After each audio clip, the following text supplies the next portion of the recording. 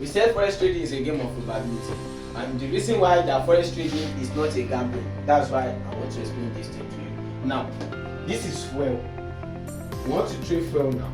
Fuel has stayed 500 for a long time in Nigeria, and fuel inflate from 500 to 650. From 650 it went to 800. From 800 it went to 950. From 950 it went to 1000. Now, if fuel now come back to from this 500 in this month, let me say January, February, this is the month now. March, April, let's stop here.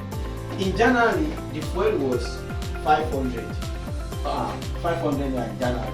And when we get to February, the fuel goes to 650. In March, the fuel goes to 800.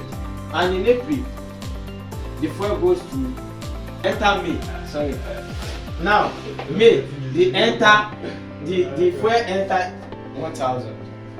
Are we together? Now, when we now enter June, finally in June, the fuel comes back to 800. From 1000 it's come back. This fuel jump 950 is come back to 800. Now, if you now hear news that this fuel will become 950 tomorrow, or you do your analysis that this fuel can go to 950 tomorrow, will you argue that the fuel can go to 950 tomorrow? Will you argue? Even if you want to argue, will that be much? Why? Because of the awareness, like because it's like if you make some kind of analysis now, you'll be sure to some extent about. But with what you have seen before, what gives you the high probability that the fuel can still go back to 950? That is the question. With what you have seen before, because when we want to trade, we will back test, we will see what the market has done before and where the market may likely come back. So what can make this market from 800 go back to 950? If I hear something like that, I will not be in Nigeria. Yes, we are Nigeria, but with that, now what I expect you to say is that, okay, I will not answer the question. What is the probability that this fuel can go back to 950?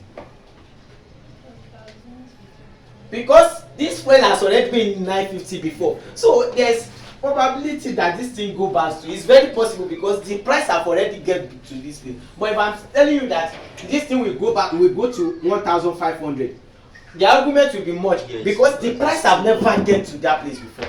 Hope you understand. Yes. Now, if I say that this fuel can come back to 500, what is the high probability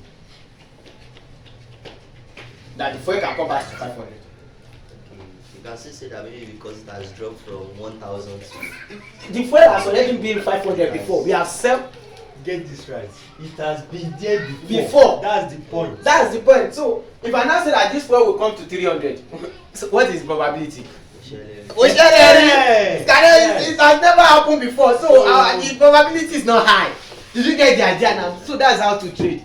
So you go back, check what the market has done before, which price have the market stayed before you enter. Now if I now do my analysis that the market is in downtrend before, this market is selling before, it's dropping before, okay, where is the probability that the market can come back up? Now when it gets to the 500, there's probability that it will come back up because this price have not break this support. When we get there, we will know what the support is. We have support and resistance. The resistance now is like a ceiling, like a roof. So, and the support is like a floor that I'm standing on. If I break this roof and I stand on this roof, so this roof will turn to what? Will turn to my support. So that's it. If this price comes here and break this 650, this has turned the support to support. So the price can come back here and retest this 650 and go back up. That's what is happening in Nigeria.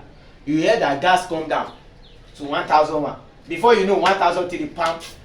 When it goes to 1003, they will bring it down 1250 or 1002. For 1250, we hear 14. She you get. So now that's how this thing forex trading is. So as we move on, you understand more and more. I just have to enlighten you that it's not a game of gambling, but you can still predict with what the market has been doing. Hope you understand that. So have that in at back of your mind. You just don't enter trade because the